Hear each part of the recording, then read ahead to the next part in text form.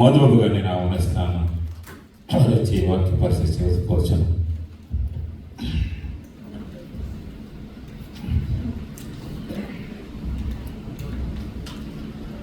ప్రార్థన చేసుకుందామండి. మమ్మల్ని వెక్కిలిగా ప్రేమించిన మా పిల్లలు తండ్రి, నీ విలువైన మాటలు మాకు వినిపించి ఏ జ్ఞులను కాదు మీరు మాకు సిద్ధపరుస్తున్న ఆహారాన్ని మాకు భుజించేలాగా వీళ్ళందరూ నీతిమంతులైతే నేను ఎందుకు పనికిరాలని వాడిని నన్ను ఏర్పరచుకుని మీ సత్య వాక్యాన్ని సరిగా విభజించి అది మాకు అభివృద్ధి పొందేలాగా సహాయం చేస్తారని యేసుక్రీస్తు వారి పరిశుద్ధమైన నామంలో అడిగించిన నా పరమ తండ్రి, ఆమేన్. కూడి వచ్చిన విశ్వాసాలందరికీ కూడా పేరు పేరు చెప్పిన అందరికీ కూడా నా హృదయపూర్వకమైన వందనాలు.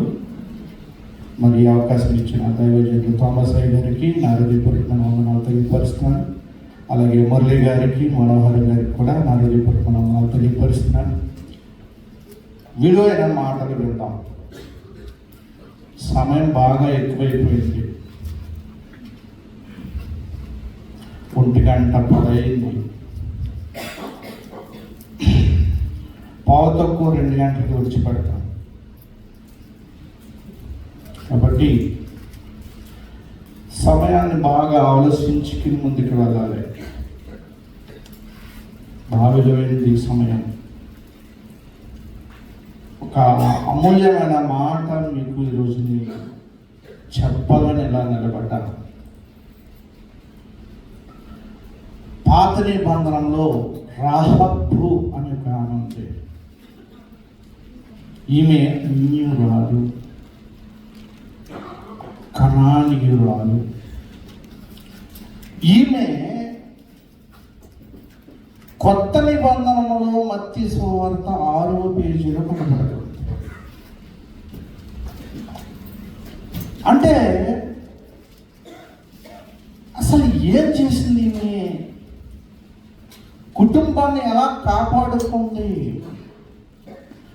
రక్షణ అనే కృపలో, రక్షణ అనే ఓడలో, రక్షణ అనే స్వాస్యములు, పరలోక సంబంధమైన ఈ మాటలన్నిటినీ, ఆ స్వాస్థానికి సంబంధించిన విషయాలన్నిటినీ ఎలా పసిగట్టింది? మీ దేవుడు భయంకరుడు, పరాక్రమశాలి అని ఒప్పుకుంటుంది, కప్పుకోవటలేదు. ఇప్పుడు నేను ఎవరైనా మెచ్చుకున్నాను అనుకో, నేను చనిపోతాను, మెచ్చుకున్న మనిషి చనిపోతాడు. మనది ఇక్కడ శాశ్వతం కాదు. మోషే గారు అంటారు, అధిక బలం ఉన్న ఎడల 80, 70, 60, అందరికీ 40 పైనే. ఒకరు తమ్ముడా అన్న అంటారు, ఎందుకు వయసును రాస్తారు, అయినా తెలిసిపోతూ ఉంటారు గొంతుకు వాయిస్ని బట్టి. అంటే ఈమె రక్షణ అనే కృప వాడ అనేకింది. ఒక ఇద్దరు వేగువారి ద్వారా మార్చబడ్డది. దేవుడు ఒక్కో దేశాన్ని కొట్టుకుంటూ వస్తున్నాడు. ఎరుకో రాజు వచ్చినప్పటికీ పసిగట్టింది. అంటే మన సహవాసం ఎవరితో ఉండాలి అంటే, పరిశుద్ధాత్మను పొందుకున్న వ్యక్తులతోనే సహవాసం కలిగి ఉండాలి. చిన్నప్పటి నుంచి నాకు ఒకటి అలవాటు, ఏదైనా చెయ్యాలంటే దాన్ని వెంటాడి వెంటాడి వెంటాడి వెతికి వెతికి వెతికి వెతికి వెతికి దక్కించుకున్నాను. అలాగా మనం రాజ్యానికి దగ్గర అవ్వాలంటే ఒకటి వెంటాడాలి. అందుకని ఇవాళ నేను యెహోషువ గ్రంథము 2వ అధ్యాయము మీకు వివరించాలని ఇలా సిద్ధపడి ఉన్నాను. 1 నుంచి 24 వచనాలు ఉన్నాయి. 12 వరకు కూడా ఒక భాగం, 12 తర్వాత నుంచి 24 వరకు రెండో భాగం. తర్వాత వచ్చే వారానికి సిద్ధపడుతున్న వదినికి బాబులకి నా హృదయపూర్వకమైన వందనాలు తెలియపరుస్తున్నాను. బాప్తిస్మ అనే కృపకు వస్తున్నారు. వదిన బాగా చదివింది, ఎంఎస్సి చేసింది, వాడెత్తున్నాడు. అన్న నడిపించాలి అక్కడి నుంచి. వాళ్ళని బట్టి కూడా నేను దేవుని స్తుతిస్తున్నాను. ఇంకా ఎవరైనా బాప్తిసం తీసుకుపోతే త్వరగా కృపను వాడకు వచ్చేయాలి. వాడెక్కడం వాళ్ళకి సేపు. వాడు దిగితే ఏమున్నది? నీరుంది, మునిగిపోతారు. అంతే కదా. నోవహు ఫ్యామిలీ ఎంతమంది కాపాడబడ్డారు? 8 మంది. మిగతా అందరూ కూడా కృపని వాడెక్కాలి, దిద్దుకోవాలి, కప్పుకోకూడదు. కప్పుకుంటాం వల్ల ప్రాబ్లం. ఫోన్ చేస్తే ఎక్కడున్నావంటే ఎక్కడున్నావో అక్కడే ప్లేస్ చెప్పాలి, అక్కడి నుంచి స్టార్ట్ చేయాలి. కాబట్టి యెహోషువ గ్రంథంలో విలువైన మాటలు మనం చూద్దాం. అంతకంటే ముందు ఒకసారి నేను యెహెజ్కేలు గ్రంథం 18వ అధ్యాయానికి వెళ్తాం అనుకున్నాను. ఎందుకంటే తండ్రి చేసిన పాపం కుమారుల మీదకి వచ్చిందంటారు. అది వాస్తవం కాదు, అక్కడ చూసుకుని వద్దాం. ఎవరు పాపం చేస్తే వారే తీర్పు పొందుతారు. నేను పాపం చేశాననుకో, నేనే పొందుతాను. ఒకవేళ నాకు కుమారుడు ఇవ్వబోతున్నాడు అనుకో, ఆయన పాపం చేయలేదనుకో, ఆయన వెళ్ళిపోతాడు. మా ప్రసాద్కి కూడా కుమారుని ఇచ్చాడు అనుకో, మా ప్రసాద్ పాపం చేసాడు అనుకో, మీ ఇద్దరం ఆగిపోతాం, వాళ్ళు వెళ్ళిపోతారు. కాబట్టి ఒక మాట, విలువైన మాట నేను మీకు చూపిస్తాను. యెహెజ్కేలు గ్రంథము 18వ అధ్యాయం. వచ్చిన ఇంకా చెప్పలేదు కదా, చెప్పలేదు కదా. అంటే నేను ఏం తీస్తానో, ఏమో ఎక్కడికి వెళ్తానో, ఏ లైన్ పట్టుకుంటానో రెడీగా ఉన్నారన్నమాట. 18వ అధ్యాయము 23వ వచనం చదవండి. దుష్టులు బహువచనం. ఎంతమంది ఉన్నారో అంతమంది. మరణము నొందుట చేత నాకేమాత్రము సంతోషము కలిగిన వచ్చిన మార్పు. దుష్టుడంట మరణము నొందుట. ఏ మరణం అది? ఆత్మీయమైన మరణం. తర్వాత అన్నాడైన వారి తమ ప్రవర్తనను దిద్దుకుని బ్రతుకుటయే నాకు సంతోషము. దిద్దుకోవాలంట. దావీదు ఉన్నాడు, దిద్దుకున్నాడా లేదా? సంసోను ఉన్నాడు, దిద్దుకున్నాడా లేదా? ఇంకా ప్రవక్తలు అందరూ దిద్దుకున్నారా లేదా? యోనా ఉన్నాడు, దిద్దుకున్నాడా లేదా? ఇంకా చెప్తే భక్తులందరూ చాలా మంది ఉన్నారు, దిద్దుకున్నారు. వాళ్ళు దిద్దుకున్నారా? బ్రతుకుటయే నాకు ఇదే ప్రభువు యెహోవా వాక్కు. 24 చూడండి. అయితే నీతి పరుడు తన నీతిని విడిచి, బాప్తిసం తీసుకున్న తర్వాత మళ్ళీ ఓడ దిగి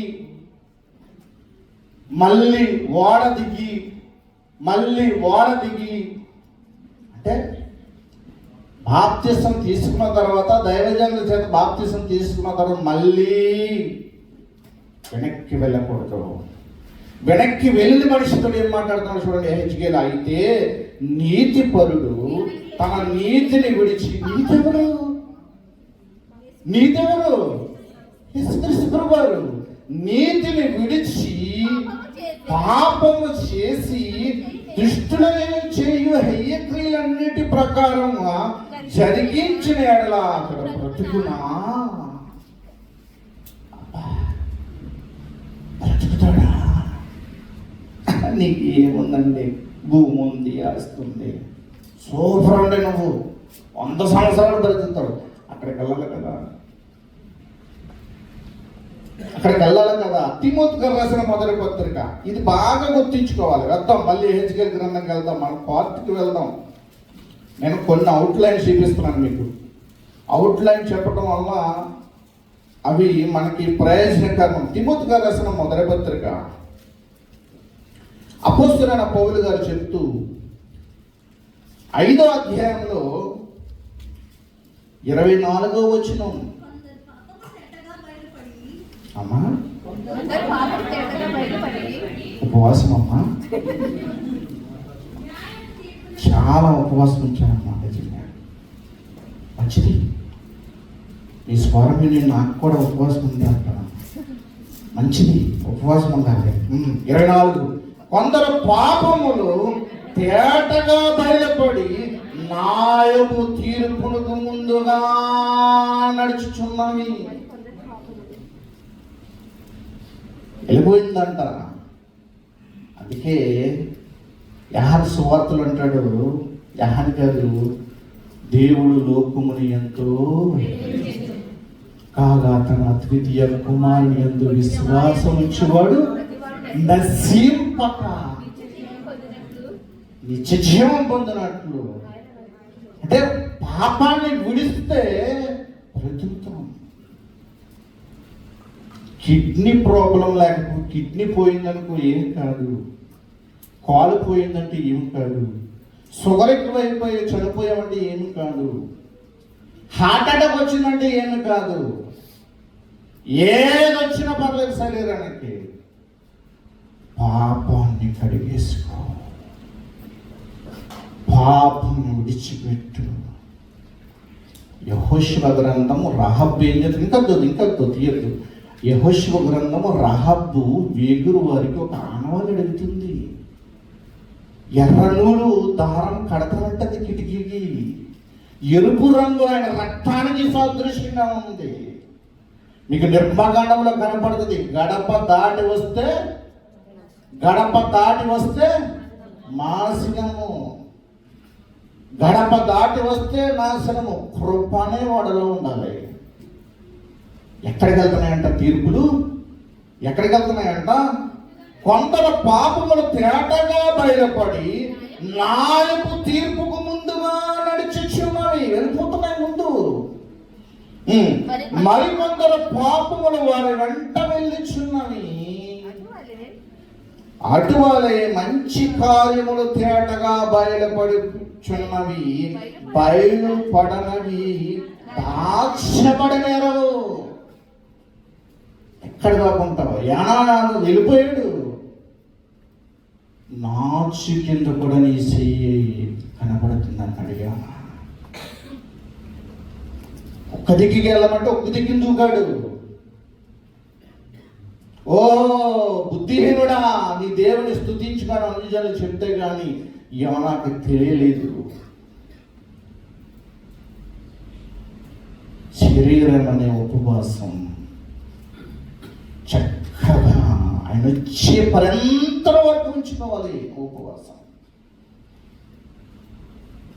అలా నడిచిపోవాలి బండి. ఎన్నో శోధనలు వస్తాయి, ఎన్నో కుటుంబంలో వ్యతిరేకలు వస్తాయి. అన్నకి తమ్ముడు పడదు, తమ్ముడికి అన్న పడదు, అన్నకి కుటుంబం పడదు, కుటుంబంలో ఎన్నో వ్యతిరేకలు వస్తూ ఉంటాయి. అవన్నీ పక్కన పెట్టు. కృప అనే వాడలో ఉన్నాడు.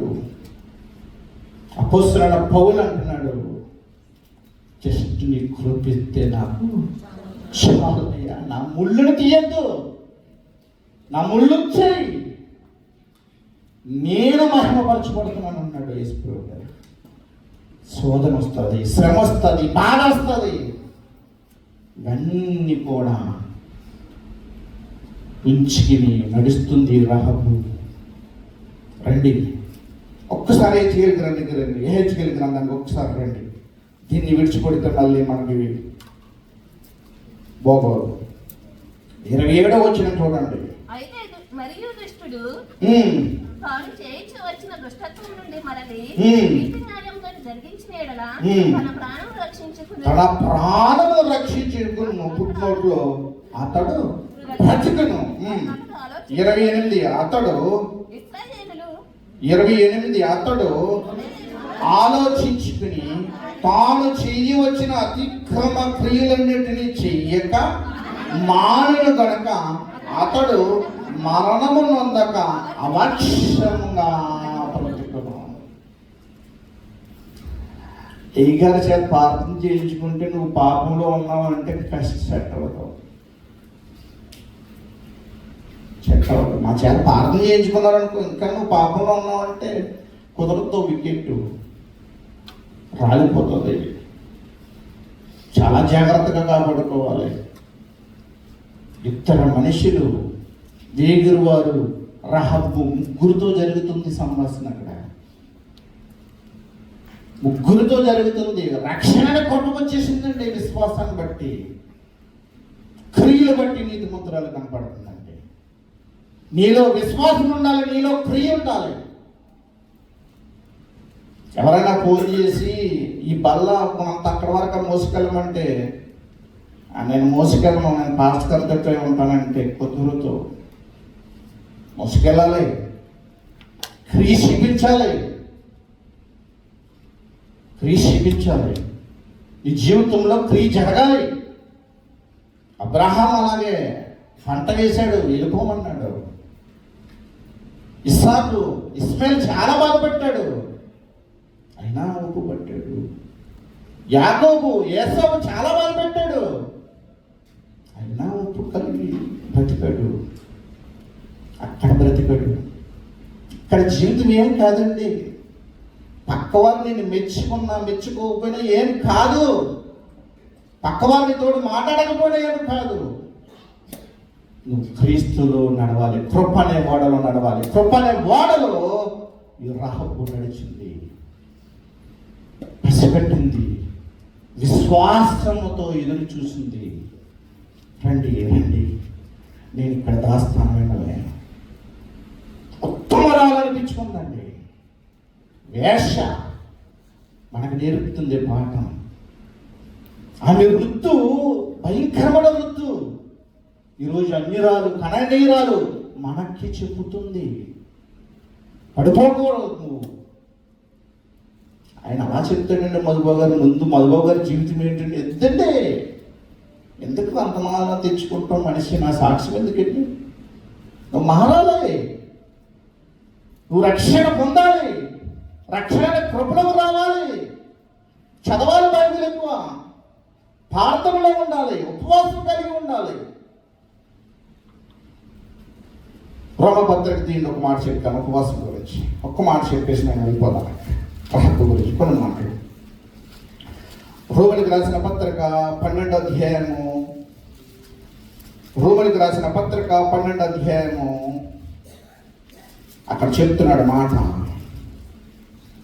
ఎంత ఎలా ఉన్నారో. 12 మొదటి వచ్చిన కాంచి, కాబట్టి సహోదరులారా పరిశుద్ధమను దేవునికి అనుకూలమైన సజీవమగు మీ శరీరములను, శరీరాలు వచ్చినప్పుడు విడిచిపెడతాం మనం. ఏమంటాడైనా? అనుకూలమైన సజీవ యుగముగా మీ శరీరమును ఆయనకు సమర్పించుకునుడై దేవుని వత్సలతను